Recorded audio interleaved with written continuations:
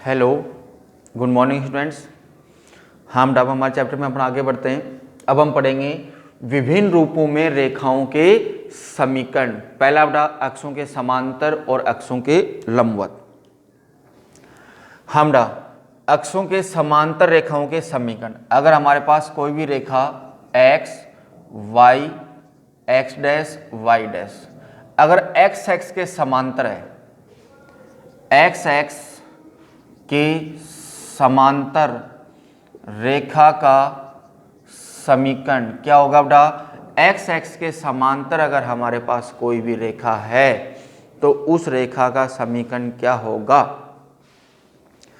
अगर हमारे पास कोई भी रेखा x x के समांतर है तो उस रेखा का समीकरण क्या होगा? तो ये रेखा हमारे पास कहाँ से गुजर रही है बेटा? y बराबर a से गुजर रही है। जैसे x का मान 0 है, y का मान 0 है, तो यहाँ पे इस रेखा का समीकरण क्या होगा हमारे पास? मान लो ये बिंदु किससे गुजर रही हो? 0 a से, तो इसका समीकरण हो गया हमारे पास, क्या हो गया बेटा?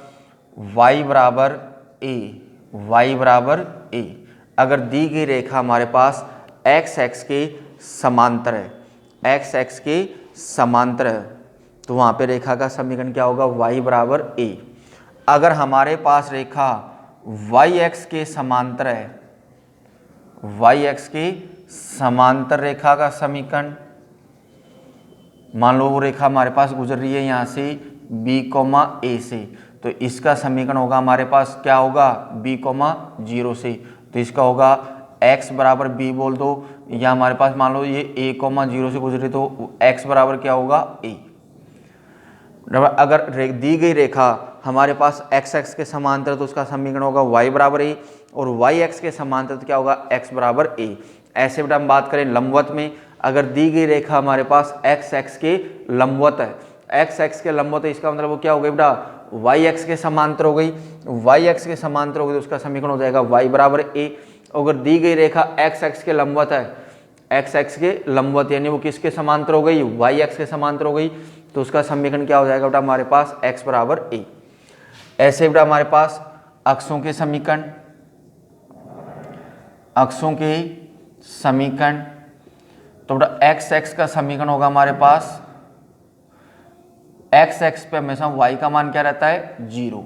ओके, फिर y x का समीकरण, y x का समीकरण, तो ये होगा बेटा हमारे पास x बराबर 0।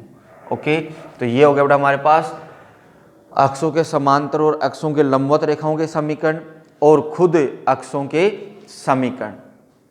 अगर दी गई रेखा हमारे पास x x के समांतर तो उसका समीकरण होगा y बराबर a, और y x के समांतर है तो x बराबर a। खुद x x का समीकरण क्या होगा बेटा? y बराबर 0, और y x का समीकरण होगा x बराबर 0।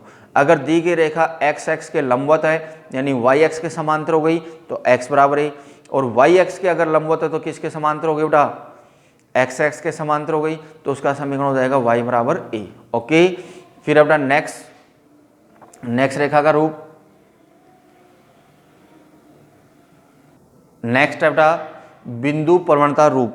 यदि बेटा हमें निर्देशांक ज्यामिति में बिंदु पता हो कि जैसे जिसके निर्देशांक है x1 और y1, और हमें क्या पता हो? प्रवणता पता हो कि रेखा की प्रवणता कितनी है? m, तब रेखा का समीकरण, तो देखो बेटा इसके लिए हमने कि निर्देशांक ज्यामिति के अंदर x और y, कोई भी एक रेखा है, कोई भी रेखा है हमारे पास L, ये बिंदु A x1 y1 से गुजरती है। इस पे हमने कोई दूसरा बिंदु मान लिया B जिसके निर्देशांक है x, y, और इस रेखा की प्रवणता कितनी है हमारे पास? m। तो बेटा पहले हम किसकी प्रवणता निकालें? रेखा AB की प्रवणता। AB की प्रवणता क्या होगी बेटा हमारे पास? y2 minus y1 upon x2 minus x1, तो x2 कौन था? x माइनस x1, और AB ये दोनों बिंदु किस पे स्थित है बेटा? रेखा L पे स्थित है, और L की प्रवणता हमारे पास कितनी थी? m, तो m बराबर हो गया बेटा y minus y1 upon x minus x1, वज होना क्या, तो बेटा y माइनस वाई वन बराबर M X minus X one. तो बेटा अगर हमें निर्देशांक ज्यामिति में कोई बिंदु दे रखा हो और उस रेखा की प्रवणता दे रखी हो कि इस बिंदु से गुजरती है रेखा और उस रेखा की प्रवणता कितनी हो, m हो, तब रेखा का समीकरण, अब इस समीकरण क्या होगा, y माइनस वाई वन बराबर m into x minus X one. Okay, next समीकरण हमारा नेक्स्ट है दो बिंदु रूप में रेखा का समीकरण। तो अगर हमारे पास निर्देशांक ज्यामिति के अंदर दो बिंदु x y x dash y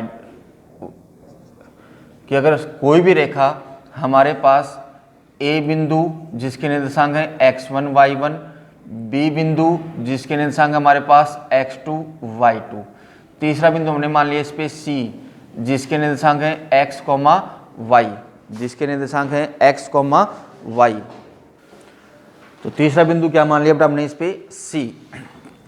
तो दो बिंदु से गुजरने वाली रेखा का समीकरण, तो पहले हम क्या निकालें इसका समीकरण ज्ञात करने के लिए, रेखा AB की प्रवणता क्या मान ली हमने m1, क्या बनेगी बेटा y2 minus Y one upon x2 minus x1 बनेगी। फिर निकालने बेटा हम रेखा AC की प्रवणता, तो AC की प्रवणता मान ली बेटा हमने m2, क्या बनेगी y minus Y one upon X minus X one. तीनों बिंदु बेटा यहाँ पे क्या है, एक ही रेखा पे स्थित है, तो तीनों बिंदु हमारे पास क्या हो गए, संरेखीय हो गए। संरेखीय हो गए तो यहाँ पे m1 का मान किसके बराबर होगा, m2 के। अगर तीन बिंदु संरेखीय है तो वहाँ पे उन रेखाओं की प्रवणता आपस में क्या होती है, समान होती है, क्योंकि रेखाएं क्या हो गई, समांतर हो गई। रेखाएं समांतर तो इनकी प्रवणताएं आपस में क्या हो गई, बराबर हो गई। यानी हमें मिला y माइनस वाई वन बटा x माइनस एक्स वन बराबर y2 minus Y one upon x2 minus X one.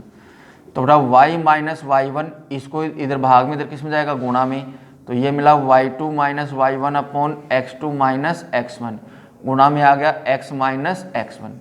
तो ये मिल गया बेटा हमें दो बिंदुओं से गुजरने वाली रेखा का अभिष्ट समीकरण। ओके, नेक्स्ट बेटा हमारे पास अब पांचवा हमारे पास प्रवणता अंतःखंड रूपरेखा का समीकरण, कि हमारे पास कोई भी रेखा है निर्देशांक ज्यामिति में x y x dash y dash, कोई भी रेखा है जिस L जिसकी प्रवणता में दी हुई कितनी m, और ये y x को साथ अंतःखंड काट रही हो 0, c से निकल रही हो, y x पे भी बिंदु कितना है वो 0, c, तब रेखा का समीकरण। तो बेटा कौन सा रूप बन रहा है रेखा का समीकरण, कि दिए गए बिंदु से गुजर रही हो और हमें रेखा की प्रवणता पता हो। तो उसके लिए मैंने आपको रेखा का समीकरण लिखवाया था y माइनस वाई वन बराबर m x minus X one लिखवाया था, अरे लिखवाया था। तो यहाँ पे हमारे पास दिए गए बिंदु के निर्देशांक यानी x1 हो गया 0 और y1 कितना हो गया c, तो ये मिला हमें y माइनस सी बराबर m, प्रवणता में दी हुई थी x माइनस 0, तो ये मिला y माइनस सी बराबर एम एक्स, तो ये हो गया y बराबर एम एक्स माइनस सी को उधर भेज दो प्लस c। तो ये रेखा का कौन सा रूप समीकरण आ गया, प्रवणता अंतःखंड रूप समीकरण। कौन से समीकरण से ज्ञात हुआ, ये दिए गए बिंदु से रेखा गुजर रही हो और हमें रेखा की क्या पता हो, प्रवणता हो। तो मैंने आपको ये समीकरण लिखवाया था, तो वहाँ पे दिए गए बिंदु की संख्या हो गई 0, c, x1 का मान 0, y1 का मान c, और प्रवणता कितनी थी हमारे पास m। तो ये रेखा का कौन सा रूप आ गया हमारे पास, प्रवणता अंतःखंड रूप। अगला हमारा इसका दूसरा रूप अगर दूसरा भी यही है, ऐसा ही है। अभी तो ये रेखा y x के साथ अंतःखंड काट रही थी, अगर ये रेखा हमारे पास किसके साथ अंतःखंड काट रही होती, x x के साथ अंतःखंड काट रही होती, किसके साथ अंतःखंड काट रही हो, x x के साथ, कि ये रेखा हमारे पास l है जिसकी प्रवणता हमें कितनी रखी है m, जिस बिंदु से गुजरी उसके निर्देशांक ले लो, हमने क्या ले लिया d, 0, x x पर अंतःखंड काटेगी तो y का मान क्या होगा, 0 होगा, किसका मान 0 होगा, y का मान। तो दिए गए बिंदु से गुजरने वाली रेखा का समीकरण, यानी ये हो गया x1 और ये हो गया y1, प्रवणता हमें दे रखी है कितनी है m, तो रेखा का समीकरण क्या होता है y माइनस वाई वन बराबर m x minus X one. तो y माइनस वाई वन का मान कितना है 0, m x minus X one का मान कितना है d। तो ये मिला हमें यहाँ से y बराबर m into x minus D. तो ये रेखा का कौन सा रूप आ गया? प्रवणता अंतखंड रूप है, लेकिन यहाँ पे रेखा अंतखंड किसके साथ काट रही थी? एक्स एक्स के साथ काट रही थी। पहले वाले में किसके साथ काट रही थी? वाई एक्स के साथ काट रही थी। अगला अपना हमारे पास अंतखंड रूप रेखा का समीकरण, ये वाई एक्स, ये X X, X Y X dash Y dash. अगर मान लो ये वाई, ये प्रथम स्थान से गुजर रही हो रेखा, इसका एक्स एक्स के साथ अंतखंड ले लिया हमने ए, कि ए से नहीं गुजर रही है। वाई एक्स के साथ कितना ले लिया हमने? बी। ये था हमारे पास जिसको हम मूल बिंदु बोलते हैं। तो इस बिंदु के निशांक ए के निशांक क्या हो जाएंगे? A comma zero. इस बी के निशांक हो गए zero comma B, zero comma B. ये रेखा अगर प्रथम स्थान से गुजर रही है, दोनों अक्षों के साथ धनात्मक दिशा पे अगर अंतखंड काट रही हो, तो हमारे पास दो बिंदु के निशांक मिल गए, यानी रेखा इन दो बिंदु से गुजर रही है, ए और बी से। तो रेखा का समीकरण, रेखा का समीकरण, दो बिंदु से गुजरने रेखा का समीकरण था y माइनस वाई वन बराबर y2। ये लिखवाया था कि मैंने आपको पहले y माइनस वाई वन बराबर y2 minus Y one upon x2 minus x1 x minus x1, अभी लिखा था हमने थोड़ी देर पहले। तो इसके लिए हमारे पास हो गया y माइनस वाई वन का मान कितना है? जीरो, y2 का मान है b, माइनस वाई वन का जीरो, x2 का मान जीरो, माइनस x1 का मान a, x माइनस x1, यही है क्या? अब इसको हम क्या करें? सोल्व। तो y बराबर क्या बचा? b अपॉन माइनस ए एक्स माइनस ए। माइनस ए को इधर गुणा कर दो, तो माइनस ए को इधर गुणा करती हो गया माइनस ए वाई बराबर में आ गया B X minus A B. A Y को उधर भेज दो, तो ये हो गया B X plus A Y, minus A B को उधर लिया तो प्लस में कौन हो गया? A B. अगर पूरे समीकरण में हम किसका भाग दे दें? ए बी का, तो बी एक्स के अपॉन में ए बी, ए वाई के अपॉन में ए बी और ए बी के अपॉन में ए बी। ए बी से बी कैंसिल, ए से ए कैंसिल, बी से B cancel, x upon a plus y upon b बराबर एक। तो ये रेखा का समीकरण का कौन सा रूप आ गया? अंतखंड। यानी यहाँ देखते ही पता चल रहा है कि एक्स एक्स के साथ अंतखंड कितना था? ए, बिल्कुल सही बात है। वाई एक्स के साथ अंतखंड कितना था? बी, बिल्कुल सही बात है। और बराबर में कौन बचा? एक। तो ये सरल रेखा का कौन सा रूप आ गया? अंतःखंड रूप। हमडा इसमें अगला ये था अंतःखंड रूप का पहला। अगर ये रेखा हमारे पास इधर गुजर रही होती है इस तरह से, तब इस बिंदु के निशांक, अगर ये अंतःखंड हमारे पास कितना होता? ए ही होता, तो इस बिंदु के निशांक क्या होते? माइनस ए कोमा जीरो होता गया, क्योंकि एक्स एक्स कौन सी दिशा में चला गया? ऋणात्मक में। तब रेखा का अंतःखंड रूप में समीकरण मिलता हमें x upon minus a plus y upon b बराबर एक। ओके, क्योंकि यहाँ पे किधर चला गया अंतःखंड? एक्स एक्स की ऋणात्मक दिशा में। अगर ये इस चतुर्थांश में गुजर रही होती, तो ये अंतःखंड बी है, तो ये भी हमारे पास कितना होता? बी होता। अरे बी होता, तब इस बिंदु के निशांक हमारे पास क्या होते?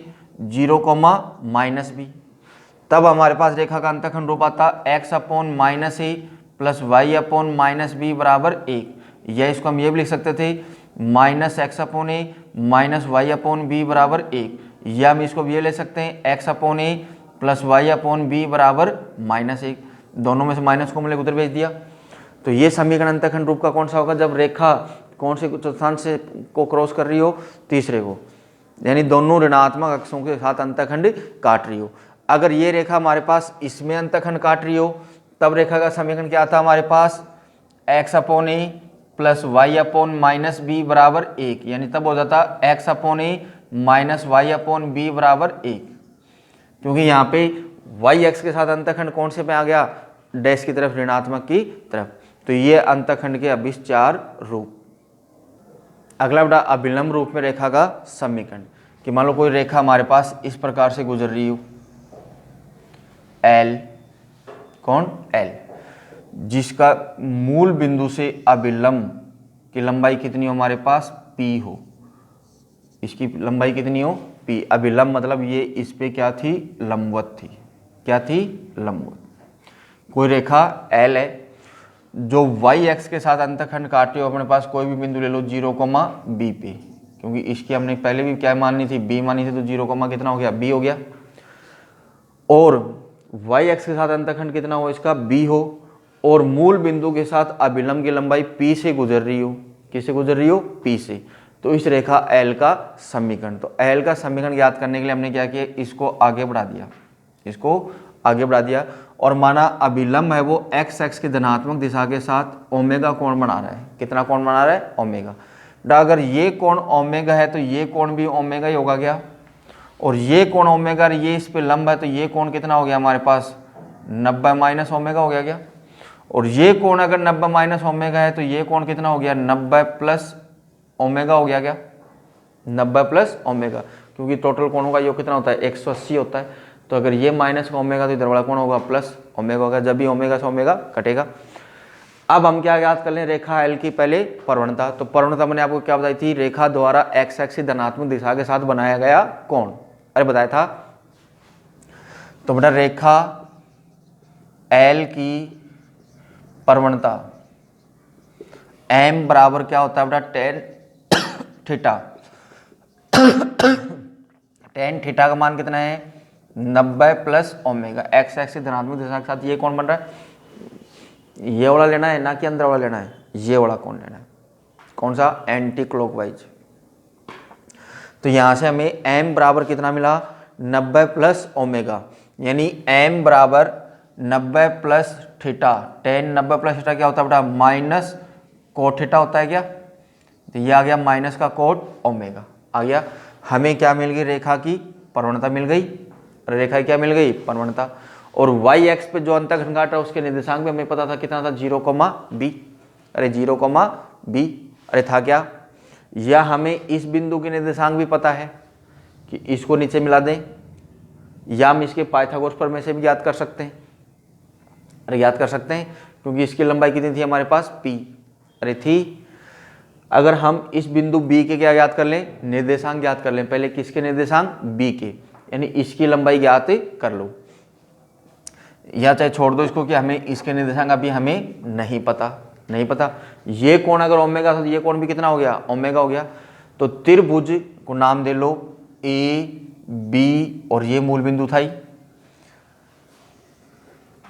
तो आकृति से त्रिभुज ए बी ओ में हमें किसकी लंबाई चाहिए, ओ ए की, ओ बी की लंबाई हमें पता है।